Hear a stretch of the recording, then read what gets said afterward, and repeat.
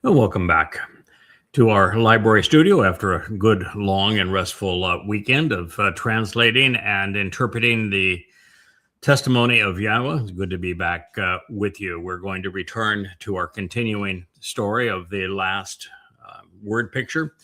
We are, of course, well past the text of the 31st Mashal, but there's so much more to learn about what happened to have a adoptive mother show up at Dode's doorstep right there in the castle and read the king, her adoptive son, the riot act and tell him that he was abusing alcohol and needed to stop, that he was way too focused on the physicality of women as opposed to their intelligence, that he was squandering the opportunity that was before him, that he was not to be an ordinary king, but to be exceptional, and that she would adorn him for success, that she would be there to support him.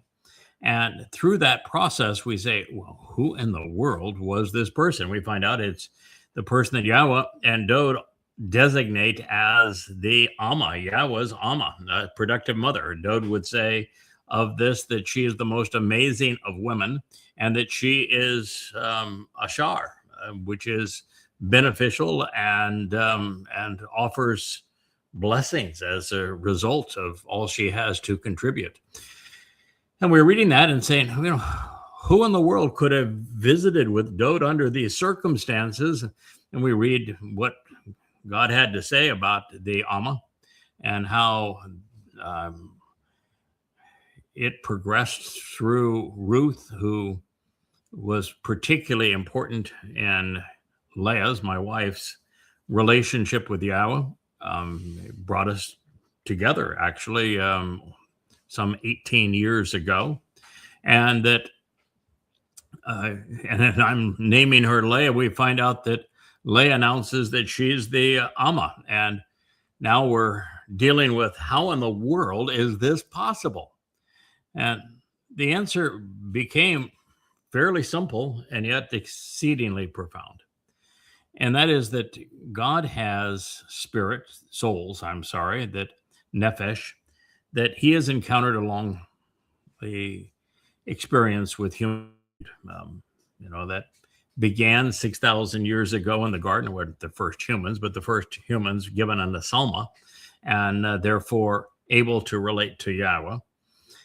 And from that time to this time, he has found a small number of souls that share attributes and attitudes that God finds not only serviceable, but attractive. And he has deployed those individuals on a necessary basis through time to keep his people and his plan on track. By doing so, he's not interfering with free will. He is not having to leave Shamaim. He is not contradicting his operating procedure, which was to work through men and women as opposed to apart from them or against them or over them. And he is able to enjoy the results of delegating something that he knows this individual is going to be successful in achieving. Watches, a child of his perform, which brings him great pleasure. And we find that those who are part of God's story get the support and tutelage they need, have the circumstances around them prepared in such a way that they're going to be successful without overpowering the situation, without God becoming so assertive that he can't be denied, which would work against his whole purpose. And so we've realized that the first of these individuals was Chanok, known as Enoch. And when we investigated what God had to say about him and his name, we realized that this was actually the same fellow that we meet later as Ethan Ha-Ezraki, whose name conveys very similar attributes, and that this is one of the people, one of the souls that God has found useful, and he has inserted him throughout time. And one of the things which is so profound for me, and we won't get to this, my friends, for a matter of weeks at the earliest. I'm about 75, 80 pages ahead of where we are now in this program in my translations and analysis of the 89th Mizmor, which has in it the most remarkable verb I have yet encountered in all of my translations. It's shawa.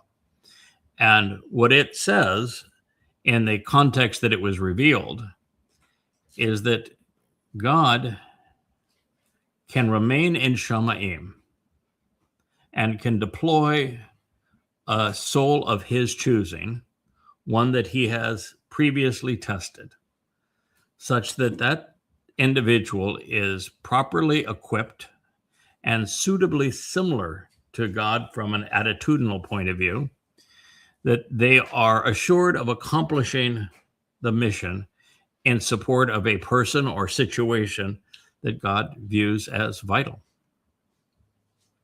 It is an absolute affirmation of this profound conclusion that we have drawn.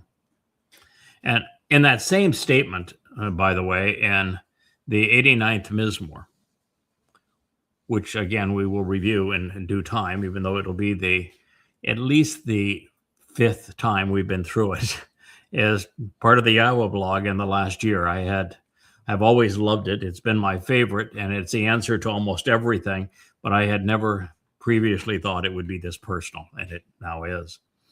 But it's also an affirmation that we have been right, and we've done a number of programs recently on what caused God to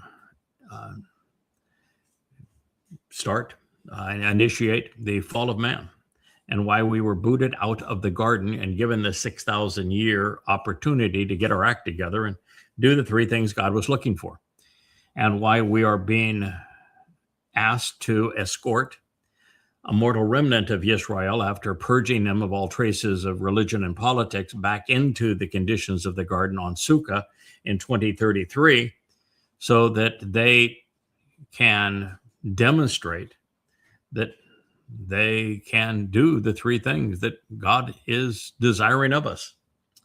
And that same statement refers to the implement that God is using and the person for which it was designed to help as a bashar, which is someone who has been chosen, examined, and proven trustworthy. So it is, again, an affirmation of both of these profoundly important insights that we have deduced recently. So we were talking about Chanukh and what is said about him, because his name is actually an identifier that tells us that he was trained and prepared, dedicated, and then deployed for this purpose. And when we're going to listen to what God said as he explained that situation, so that we're prepared to deal with then this intervention that is conducted by Ethan Ha-Ezraki. And again, on our program on Friday evening, I shared with you everything that God had to say about Mr. Ha-Ezraki. And perhaps it would be useful, since we've had the weekend that's in between us, I'm going to go back to that statement on Ethan and what was said about him. It was in context of who Solomon is, but that context is essential to know and appreciate what's following. So God said that He gave, appointing, and providing cerebral acumen and the capacity for wisdom, insights, and understanding by filtering and processing information in proximity to Shalomo, which means complete and rational appreciation of reconciliation, along with comprehension and insights deduced from a logical analysis of reasoned instruction and through intelligent connections, providing this for his benefit in an ongoing, increasingly significant, frequent, and very demonstrable manner. A breadth and full measure of thoughts and of emotions, of inclinations and motivations of the heart and mind, especially judgment, comparable to the whirling and loose granular sand of the shores, which, showing the way to the benefits of the relationship, was upon the lip, and therefore the words spoken by the one from the sea. Now, this says that God didn't go zap, magic wand. Solomon, as a young lad, he would have been not even a teenager at the time, just an adolescent. You be wise, and you were wise. No, that's not how God did it at all. Wisdom is the ability to process information rationally, to filter right from wrong, good for bad, quality information from that which is erroneous, and then process it such that you can deduce reasonable connections and therefore transition from knowledge to understanding. That's what it is to be intelligent, to be wise, to have cerebral acumen. And that is a process. It is taught. And you have to have somebody that understands the process to teach it. And that's what is being said here, that God not only taught it, it came from the lips of the one from the sea, who would be a goy, who was teaching this to Solomon. Now, he would have to be a goy because we're going to find out that the first exemplar of this was Enoch, and Enoch was long before there were any Israelites. So continuing, it says, and therefore the mental dexterity, the cerebral acumen, and the capacity for wisdom and understanding through knowing, filtering, and processing information, that's from Chokmah, of Shalomo, complete and rational restoration, was increased significantly beyond and differentiated from the wisdom, insights, and understanding of all of the sons of antiquity aforetime, and also beyond the mental dexterity, cerebral acumen, and capacity for intelligent processing of information adversely bound up in Mitzrayim, representing oppressive and troubling religious and political regimes. 1 Kings 4:29 and now 4:30. He was actually and continually skillful and wisely and rationally taught to deduce and comprehend insights, chakam, of everything pertaining to mankind, and all from this one man. He was taught by Ethan, the perpetually reoccurring and continually deployed, the long established and perennially unrelenting and productive Ha-Ezraki, the one springing up as a tree, that'd be reference to the tree of knowledge, coming forth prepared to shine. It's a reference here to the fact that he is akin to the lesser luminary of the fourth day of creation, with Dode being the greater luminary and Dode being the tree of lives. At the right moment, with logical expressions regarding the sequence of events. Hymen, which means the one confirmed who would support me. Kalkol, to comprehend the full measure of things and to complete the mission. Darda, the generational source of knowledge.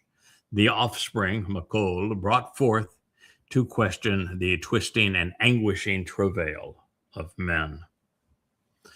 So this is all about Ethan Ha-Ezraki, and what we're going to find is that Ethan's moniker is descriptive of the same usage as is ascribed to Chanakh. And so his name, proper designation, reputation, and renown, his calling and conspicuous position would exist throughout time. Thank you very much. In other words, Ethan is a character that is brought up often by different names and different designations and reputations, but yet conspicuously all through God's story, existing throughout the entire fabric of time. Souls, God can make a soul, which is energy-based, disappear, or can prolong its existence either in Shamaim or in Sheol. And since a soul is the repository of a person's individual personality and their attributes and their attitudes and their experiences and the like, God can then deploy that nephesh soul anytime that he wants and just put it into a physical body and have him do or her do whatever it needs to be done and then remove them. Very much in the way of what we see here with Chanakh. He did the same thing with Elijah, and here now with Ethan Ha-Izraki. So his calling and a conspicuous position would exist throughout time among all of the Goyim, the non-Israelites who turn around and are brought around. Yes, just as Chanakh was a Goyim, because it was long before the Israelites, Ethan Ha-Izraki was also designated as a non-Israelite. And the reason for that is it really doesn't matter the lineage that might have been shown pursuant to him. It has all to do where his soul first originated. Then he conveyed, narrating 30 instructive mashal. These are word pictures and memorable and wise parables and proverbs to inspire astute leadership. In this case, there are 31 of them, and it says that he wrote 30 of them. And I know that there is the want to attribute this to Solomon instead, and to make the number be 3005 as opposed to these being instructive, these being 30. It's, there are 31 of them. There are not 3,000 of them. So we just need to realize that the same word written in Hebrew can be translated in many different ways, and you need to look at which way is the best way to render it. So he conveyed, narrating 30 instructive mashal word pictures. The last name that was mentioned that he would apply to, of course, is Ethan Ha-Izraki. As memorable and wise parables to inspire astute leadership. These are mashals. And his shur songs, this is important because of the opening statement of the 89th Mizmor. It is a shur song, and that's a fairly uncommon word in prophetic literature, but it is used here. And his shur songs about his journey through life will be 5. So there's 5 songs that he wrote. We certainly know of the most important of them, which is the 89th Mizmor. Each bullish, yes, in another life, he would be equated to a bull, for the tribe, for the children of Israel, learned and instructive, empowering 1,000-fold. He will continuously speak of and concerning the Atzem trees. Why? Because he's the first to determine the identity of the tree of knowledge, as well as the identity of the tree of lives, and how they are portrayed in God's story, including the one reaffirmed as the stoutest of them. The stoutest of the trees, of course, is Dod, as the tree of lives, for the benefit of the relationship is with those who are purified and white, inclusive of the restoring witness of the hyssop. And you might say, why mention hyssop? Because it's a loaded term. Uh, Hyssop is used in the first celebration of Passover, as that is what was used to specifically smear the blood on the doorway, to the doorway, serving as the doorway to life, as a sign for the people inside that they were being protected by Pesach. Their lives were extended. And they had no access to hyssop, so it had to be given to them. Plus, hyssop is used routinely in the story of the Adama Parah, which is this man's last hurrah as in his service to Israel during the very sacrifice of the Adama Parah. We find Izab. So it's an important term. It is curative in the Torah for leprosy, which is the sign of unfaithfulness as it relates to God, which to show the way comes out and is extended, withdrawn to serve, descending and produced. Yes, that's the nature of this spirit. This soul is extended routinely, descending from Shamaim and produced, Yatzah, as part of the supportive structure of the home, from ceilings to floor to rafters to beams. And he will continually speak against the beasts to mute them. That is the purpose of the insertion. That's half of it anyway. And you remove the obstacles over and about that which takes flight in opposition to the creepy creatures slithering about, and on behalf of that which multiplies and increases, causing incremental and exponential growth. So this is a lot to be said. This is Malachim 1 Kings 4:33 is the concluding statement. So there's a lot to be said about Ethan Ha-Ezraki. He was a known quantity around both King Dode, and then later his son, King Solomon. All right, so I have made the connection between him and Chinook, and I want to share what God had to say about Chinook. Chinook, trained and prepared, dedicated and deployed, similar name, isn't it, was unfazed by human, or external, I should say, human influences in his consistent walk through life. This is the Hitpael stem, which indicates that he was able to be used by God because he was not influenced by cultural, societal, religious, or political control mechanisms, which affect the overwhelming preponderance of people, making them unusable for God. With the Almighty. Afterwards, he delivered with him Methuselah, a man sent as a stem, an individual dispatched as a shoot from man, and Shalach, sent out as a Shilach, shoot, stem, or sprout. This is indicative of his return as the choder, the stem off the tree of knowledge. At 300 years, then he fathered other sons and daughters. Yes, he would be the father of the covenant.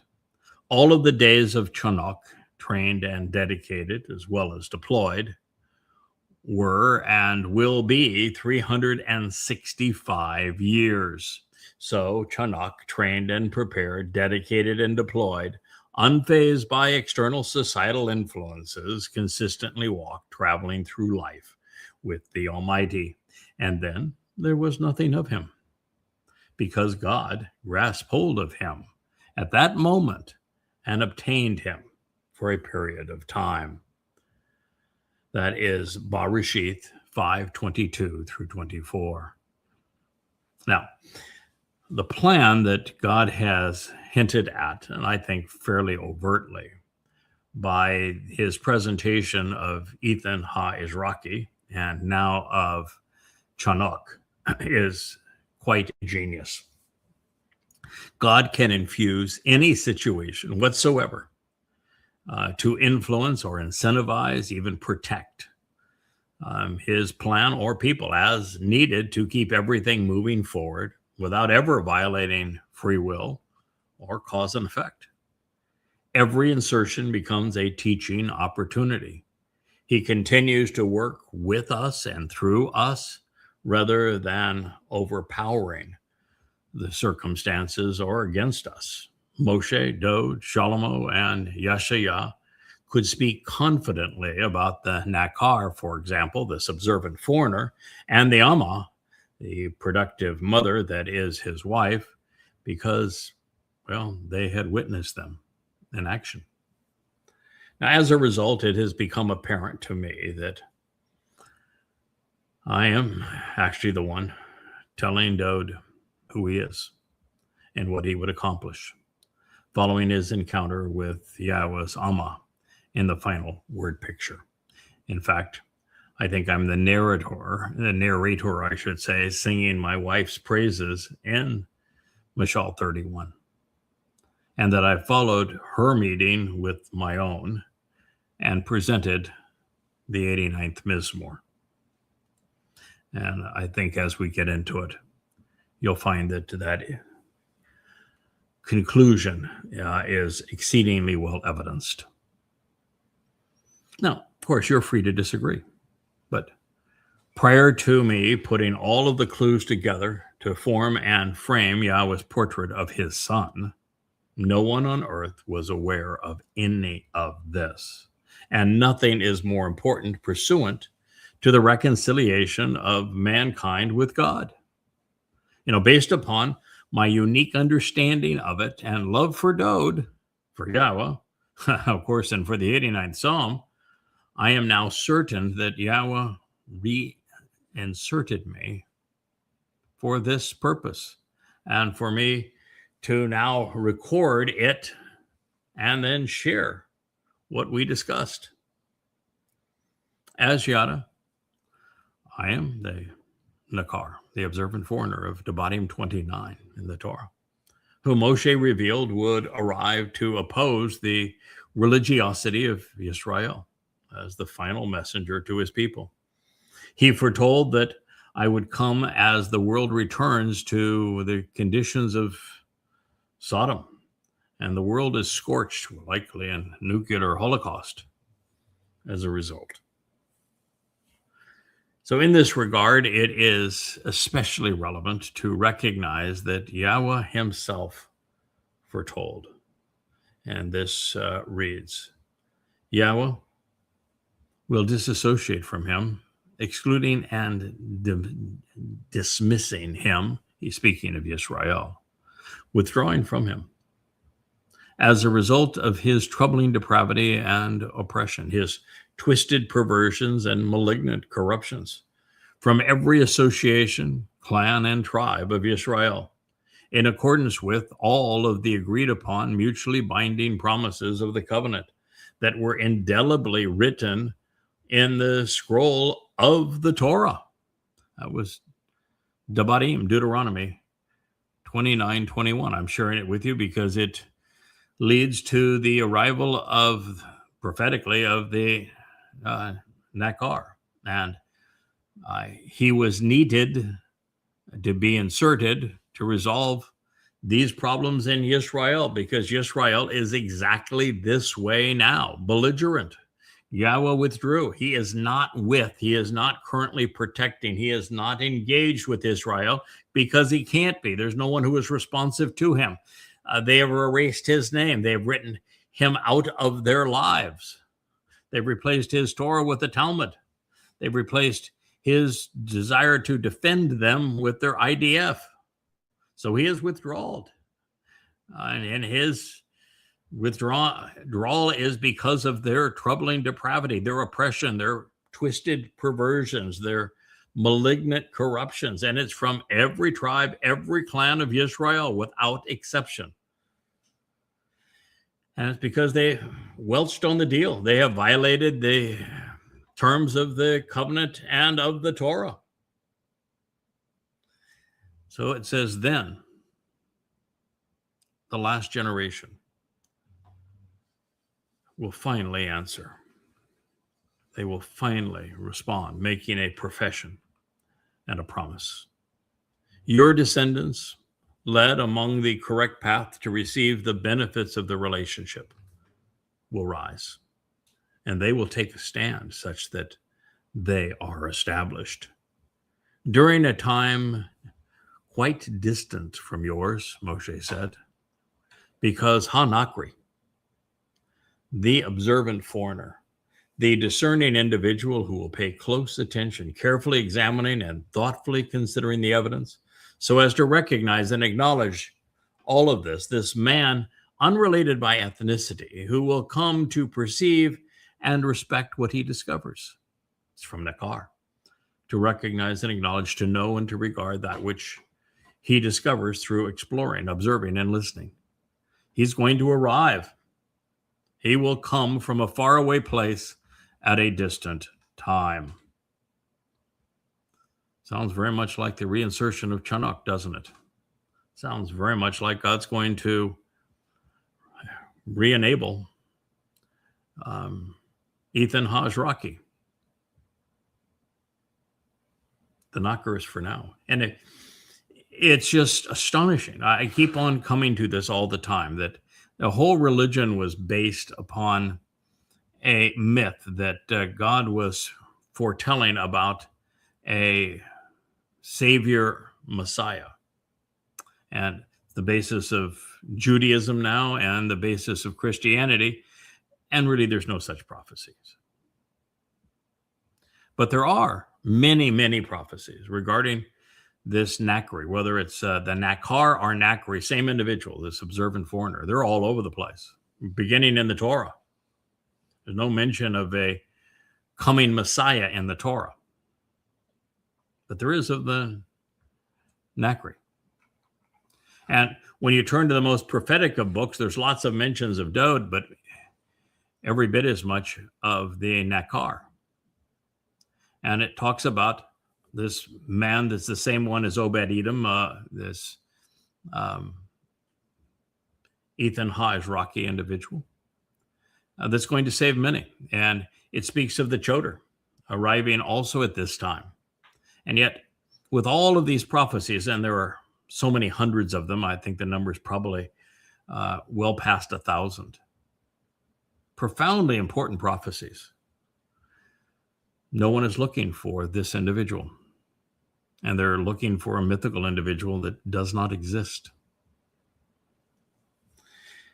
And yet, the Nakri is going to arrive. He's going to come from a faraway place and time, pursuant to those listening to Moshe as Israelites. And it says specifically, he's going to arrive during the last generation. And he will be the one who finally answers, who makes a profession and promise on behalf of your descendants, so that they take advantage, Asher, of the path to receive the benefits of the relationship. So then they will see, speaking of those who witness the arrival of the Nakri, perceive, witness, and understand that which is plaguing the population of this land and of the earth. This evil disease and overall impairment, which is so grievous, necessitating intercession of this kind to resolve the sickness, precluding the benefits associated with Yahweh. Devarim, Deuteronomy 29:22. People have become religious and therefore plagued, diseased, impaired, and it necessitates the intervention of the Nakar, this Nakri, this observant foreigner. And this is at a time when the world is going to be at war. It says that brimstone, bearing the stench and decay, but also its purifying blue light, and salt, that which can preclude life on land and yet preserves food, will change the composition but not consume this entire region, even much of the earth. That is to say, there will be a nuclear holocaust. And there will also be events which trigger massive tsunamis. That is the brimstone and the salting of the earth. In fact, today they could actually occur simultaneously based upon the weapon the Russians have devised, which is a exceedingly fast torpedo that is a nuclear device that explodes just offshore, causing a radioactive tsunami, salt and radioactive material to destroy life in the places that it comes ashore.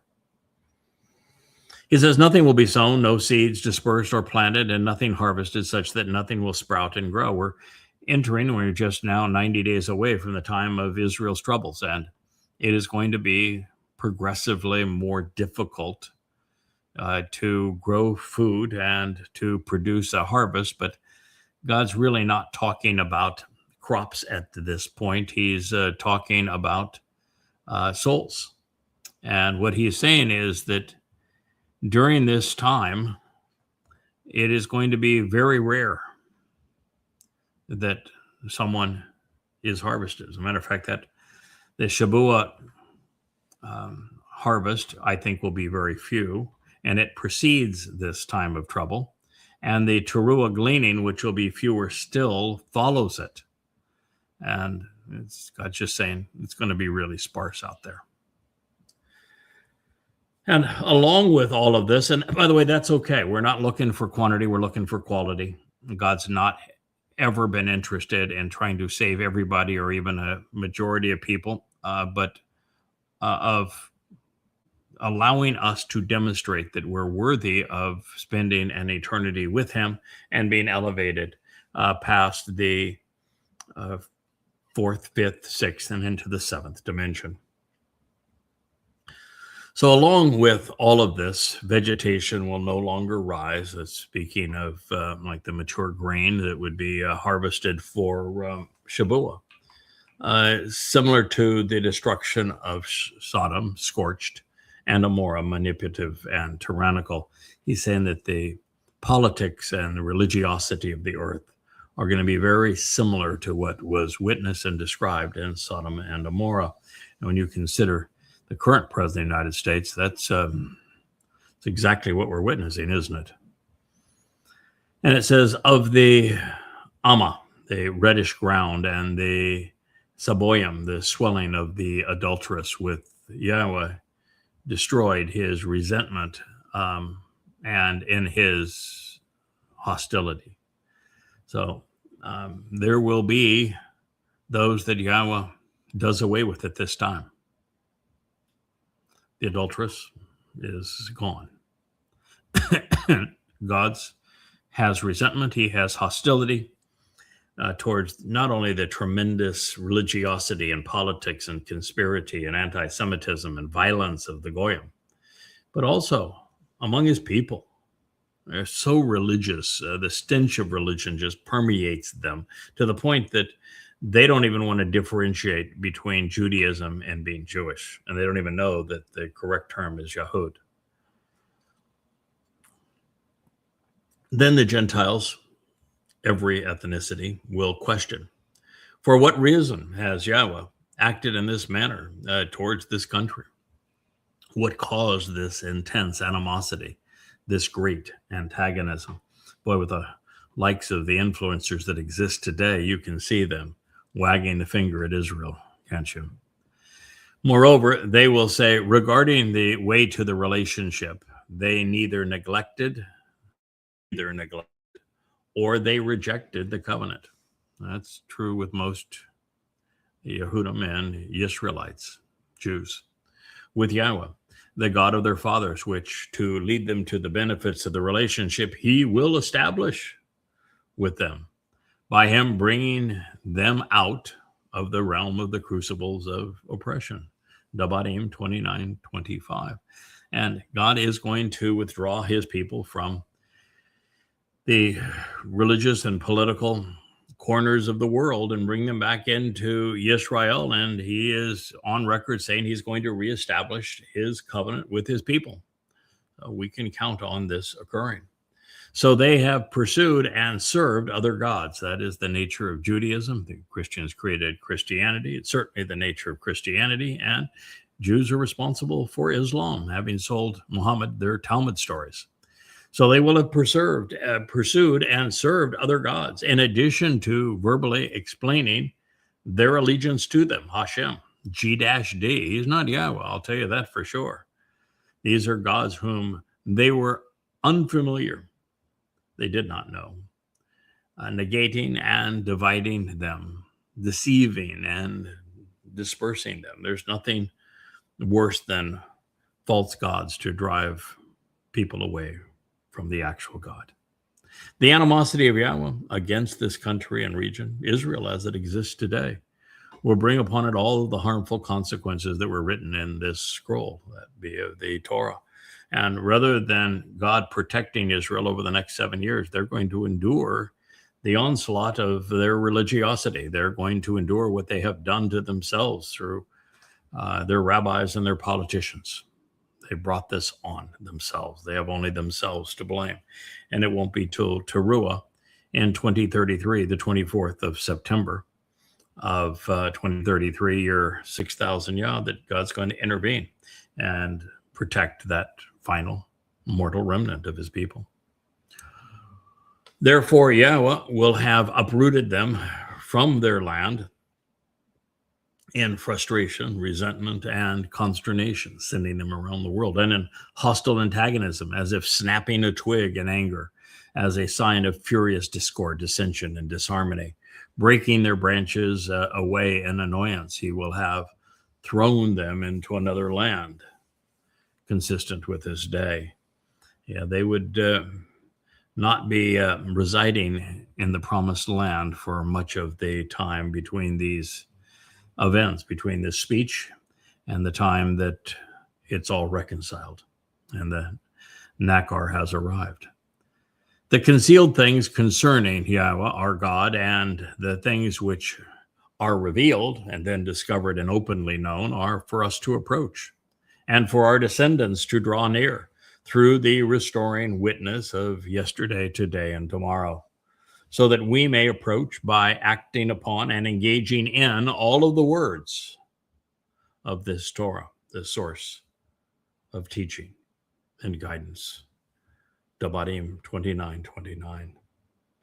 So, speaking of this restoring witness and of this observant foreigner, in the same Torah, Yahweh himself said, "And it shall come to pass, if they will not trust or rely upon you, or listen to the voice of the first and foremost prominent sign, providing proof, then they will trust and rely upon the whole voice of the last sign, providing proof, serving as a signal and a banner, a distinguishing promise and evidence used in the validation of a consent agreement." This is Shemoth, Exodus 4:8. Are you listening? Well, without any viable alternative, and now entering the last days, we are just now less than 3 months away. And I've been at this now for 25 years. It should be obvious to everyone who is paying attention that there is no other option for the role of Nakri. No one else is going to fill the shelves with 35 books written over the course of 100,000 hours, comprising 25,000 pages of amplified translations from the oldest extant sources, including the Dead Sea Scrolls, with tens of thousands of unique insights unheralded previously, and a blog to present them to you. There is no other candidate for the Nakri, observant foreigner, of whom Yahweh here in speaking through Moshe and then Solomon spoke of in Second Chronicles during the dedication speech for the house for Yahweh's name. And that occurred in 961 BCE, and as I said, was recorded in 2 Chronicles 6, as these were recorded in the Torah, the ones I've just shared with you. So Yahweh spoke of me in his vivid portrayal of the Choder, who would replace Dod's father in Yashaya 11, becoming the tree of knowledge. In addition to affirming that he would enable our collaboration with his Ruach, God equated me to the Eth Diath in the garden, promising that I'd be Parah. I'd be that productive bull. As a result, I've accompanied Dod to support the Messiah as he delivered, and I explained, the sweeping prophecies presented in Babylon to Daniel in 555 BCE. And in that portrayal, he is Gabriel. He's God's most courageous man. Well, I am Michael, one who is right about God. After all, I was the first to unveil the meaning of these prophecies and to generate the timeline as everything was foretold and is now playing out before our eyes. The first to recognize that the Rahab is here and that he is POTUS. Moving forward to our day, I have written extensively, sharing everything the world needs to know about Yahweh, Dod, and their imminent return, just 7 years from now. As a result of my 35 books on Yahweh's testimony, revealing who God is and who he is not, I'm the only one who has been more insightful and verbose than Moshe, Dod, or even Yashaya.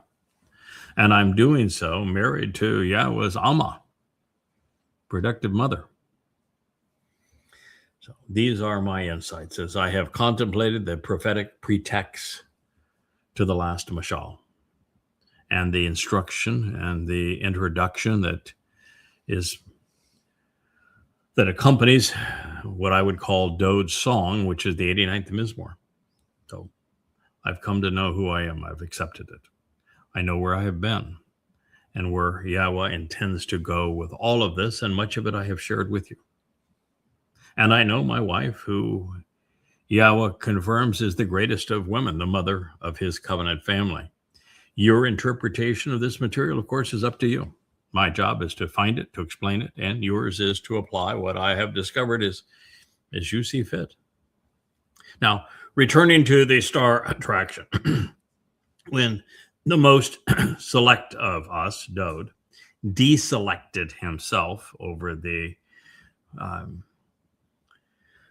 affair that he had with Bathsheba, Yahweh did as he had promised. He dispatched a woman and then her husband to talk some sense into the boy who had abandoned his calling. Oh boy, he was now 56 years old, but from God's point of view, he was still his son. And God had done so. There would have been no hope for humankind had he not. The cornerstone upon which the covenant home would be constructed was cracked, and it was crumbling 3,000 years ago.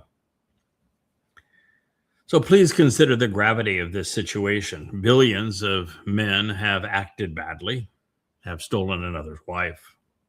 1 million have even had a husband killed to claim his bride. But this wasn't an ordinary king. He was the future savior of the world.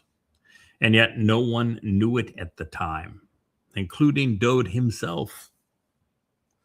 The solution to Yahweh's savior problem wouldn't be as easy as dialing up a contemporary, because Dod wasn't listening to any of them.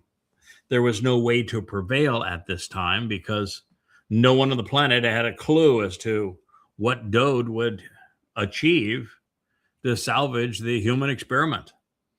And that wouldn't be known for another 30 centuries, at least from the time of Dod's egregious offense. Even then, it would be another score of years thereafter for someone to finally come to the recognition that the king was slated to fulfill Pesach Matzon Bekudim in his second of 3 lives in 33 CE, as had been foretold.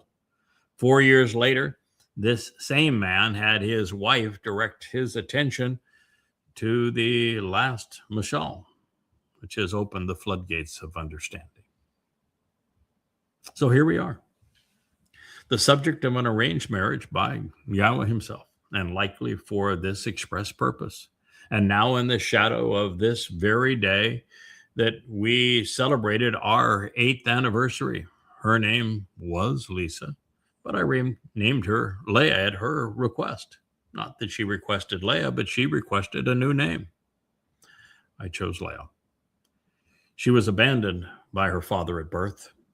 Her mother was psychotic and abusive. She suffered several miscarriages prior to adopting the daughter of an alcoholic and unfaithful man who also abandoned her, only to have her adopted daughter rebuff her love. Perfectly prepared for this mission, to have empathy with what Yahweh was enduring. And as for us, we connected online.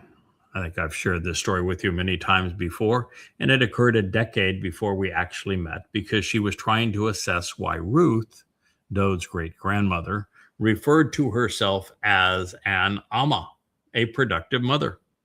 At the time, her opening question to me was the same as she posed to Dod in the 31st Mashal.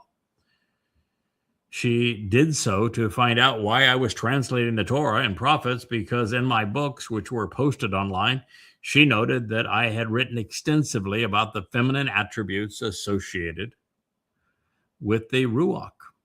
Our mutual intellectual curiosity blossomed long before we met and fell passionately in love. A decade of just exchanging emails about Torah. And not just with one another, but with the Torah, its Bereth, its Moedim, and with Yahweh and Dod is what we developed our love around. Now, as for me, well, I've shared this previously. It bears repeating. My father was so abusive, I had to get a restraining order against him. My mother proved useless in this regard. My eldest son turned against me as I was working to protect, enable, and enrich him. His actions were so vile. After confronting him to no avail, I was determined never to speak to him or see him again. It had all progressed as was, I guess, required, really, to properly engage in something quite similar, trying to resolve this dispute between Yahweh and his son. I have experience in such things. But of course, as previously noted, there is more to the story. 24 years prior to this moment, Yahweh introduced himself and asked me to work with him, almost 25 years ago now. I went to Torah school with Yahweh as my professor and his Ruach as my tutors, investing 100,000 hours of observation and contemplation. 100,000 hours, think of that. I've worked half days really ever since our introduction. Half days don't mean 4 hours. They mean 12 to 14 hours every day.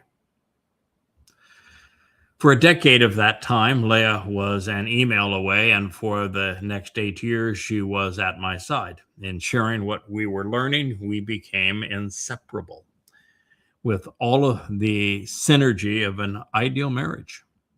A growing covenant family became our children. It wasn't a surprise, of course, to Yah. He knew that it would all play out this way. He had foreseen it. So confident was he that God began sharing the ultimate flashback in his story long, long ago, speaking of it prophetically as far back as the opening chapters of the Torah. It was prophetic, really. The two people who came to love and respect father and son, Yahweh and Dod, more than any other, devoting their lives to restoring the reputations that the religious had forlorn. And they would answer the call because they were listening, because they were willing, they were responsive. It is not every day that two otherwise ordinary people get to save the world. But that is the position that Yahweh has placed us in.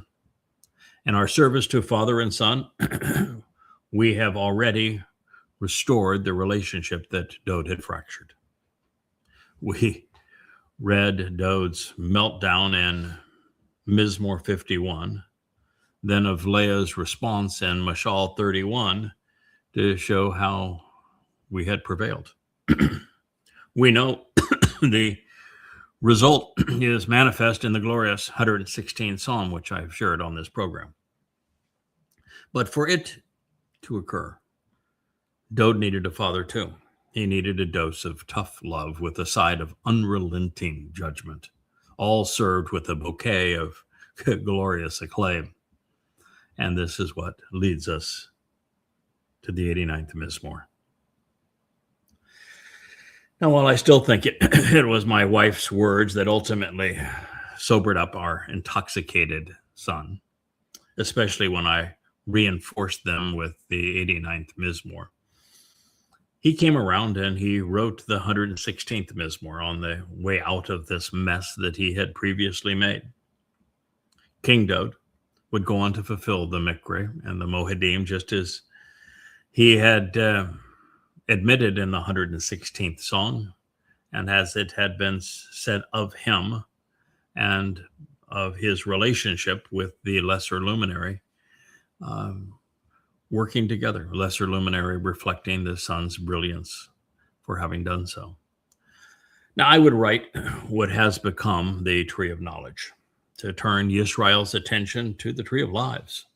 And now on the cusp of Shabuah and in anticipation of Teruah, Dode's adoptive father knows that he will be laying down his life to facilitate the proper homecoming for the Son of God and his return. We are positioned to appreciate the reference finally to Yishe pursuant to the Choder. As I've shared, it's rather obvious that God would have me replace him. It reads, a Choder stem will be extended out of the stump which has been cut down, so that it now is once again capable of supporting new growth. It had been Yishe to stand out and be noticed, drawing attention to the substance of existence as a Natsar, observant branch, by means of its roots and that which keeps it anchored, steadfast, and nourished, such that he will continually bear an abundance of fruit, being a productive bull, while encouraging productivity in others. Parah. That was Yashaya 11:1. Yishe was the fallen stump that had to be cut down for the Netzer, observant branch, to be extended as the Choder stem, revitalizing the roots that had gone dormant over time. Yisrael would become productive again, at long last. Symbolically, there would be resolution also in hyssop. It's first used in Shemoth names, Exodus 12:22, when addressing how Passover would become the door to life. The blood of the lamb was smeared on the entrance to every home by dipping hyssop into it. And it was Yada who would represent the Ezob and the service to the souls, benefiting from the blood of the AL that was shed for them on Pesach. Then in Kara, Leviticus 14:4-6, and 49-52, Aesop is presented as the way of purging the stigma of leprosy, a man and also from his home. And since the only reported case of it, other than the momentary sign on Moshe's hand when, he attempted to, or when God wanted to show that he was with him. But the only other case was the attempted subversion of Moshe's credibility, if you remember, as Moshe being called to be Yahweh's spokesperson, his sister, Miriam, embittered, uh, chose to just speak out and speak over him, to replace him, to also speak to God. And so we see Aesop, Hyssop, as the cure for that mentality.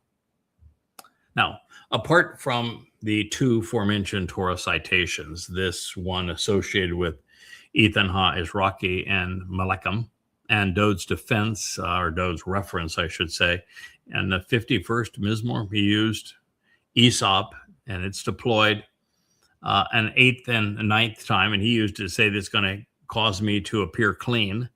He also used it it's also used in the Torah and other places, but we find Aesop, Hyssop, in a very important usage in the story of how the mortal remnant of Israel is going to be purged of their religiosity. This is in Numbers 19:6 and Numbers 19:17 through 19, in conjunction, of course, with the Adamah Parah. Aesop is added to the blazing fire of the altar in which the productive bull has been placed to purge the returning remnant of Israel of their guilt on Teruah, just 10 days before Dode's return as king, and along with Yahweh. Now, as I've shared previously, when pondering the implications of Dode's reference during his meltdown in the 50th Psalm, Aesop, Hyssop, is actually a remedy for leprosy. And it's curative when purging a wide range of ailments. The following assessments are supported by both traditional therapies and by emerging scientific research. Now, these include that hyssop is beneficial for skin health. When diluted hyssop's essential oils are successfully used topically to treat epidermis infections, even acne and puncture wounds, and it is known to restore disfigured and scar tissue due to its antiseptic and anti-inflammatory properties. Second, it's antimicrobial and antiviral. Hyssop exhibits strong antimicrobial, antifungal, and antiviral properties. That's a lot for one herb. It is used therapeutically to treat all manner of ailments and is even proved to inhibit herpes viruses and to treat respiratory and urinary tract infections. Third, it has an effect on the immune and circulatory systems. Hyssop boosts immune function by fighting pathogens and improving circulation. It is demonstrated as a remedy for arthritis, gout, and inadequate blood flow. Number 4 is as respiratory support. The herb acts as an expectorant, helping to loosen mucus and relieve coughs, colds, bronchitis, and asthma symptoms. It reduces airway constriction and allergic reactions more effectively than corticosteroid drugs. Number 5, digestive aid. The oils extracted from hyssop stimulate the production of digestive enzymes and bile, improving digestion, reducing gas, bloating, and cramping. It serves to protect the stomach lining and helps prevent ulcers. Number 6, it's anti-inflammatory. It's an antioxidant. Hyssop is rich in polyphenols and flavonoids, which are such that the herb combats oxidative stress. It reduces inflammation while lowering the risk of chronic disease, including even cancer. I think of our good friend Kirk, who is probably just now completing his final treatment for prostate infection of this kind. We'll celebrate with you this evening, Captain Kirk. And 7, the mental and emotional well-being is another effect of hyssop. It has a calming aroma, which is used in aromatherapy to reduce stress, to enhance mood, and to promote recovery from anxiety and depression. In addition, the prolific lavender flowers seem symbolic of Shamaim and indicative of the concluding colors of the rainbow, again, symbolic of the covenant. All right, so now we know the identity of the man conveying Dode's song on behalf of his father. So it's time we venture back into the ultimate Mizmor, the greatest song ever sung.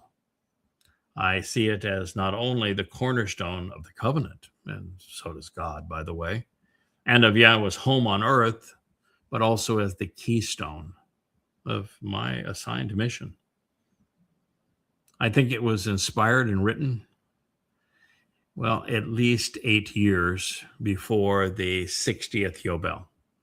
The 60th Yobel year of 3000 Yah, which is 968 BCE, would have been 4 years prior to the conclusion of Dode's first of 3 lives.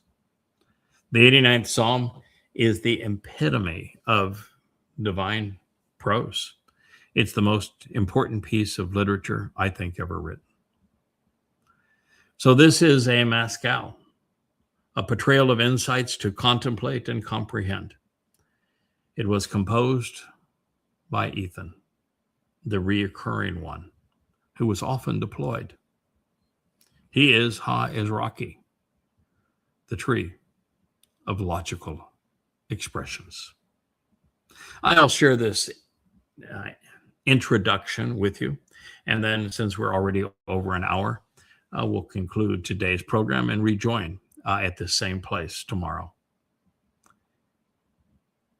Ethan Ha-Ezraki would write, a Maskal, a poetic portrayal of insights to contemplate and comprehend.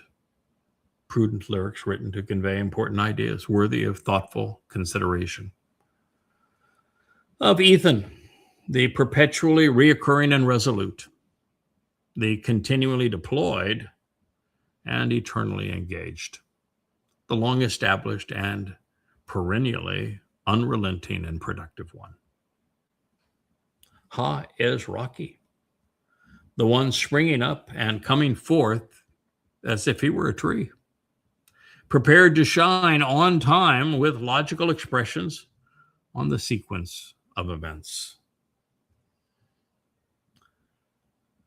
That is Mizmor Psalm 89 in its dedication. So it is, as I had shared, a Maskal is a comprehensive portrayal of rational ideas derived as insights. This is delivered for and on behalf of Dode. Israel and the world would come to know, comprehend, and share in the success delivered by the lyrics that were comprised. And as for Mr. Ethan Ha-Ezraki, he is as Yahweh has named him. And here, as Ethan opens by sharing his life's journey in God's presence, he wants us to know that Yahweh is God's name, and he is loving, and that Yahweh has remained consistent throughout time. We will be reassured as Ethan opens with the first line of his prose, that God is as he was in the garden. He is as he was with Noach. He is as he was with Abraham, as he is now with Dode. So we'll return to this place in our program tomorrow. Thank you for listening. It's an amazing journey, quite the awakening, and tremendously reaffirming as we continue to grow in our knowledge of God. Good evening. Hey there, thanks for tuning in. That was Fetch. Gotta run now. Catch Yao on our next podcast.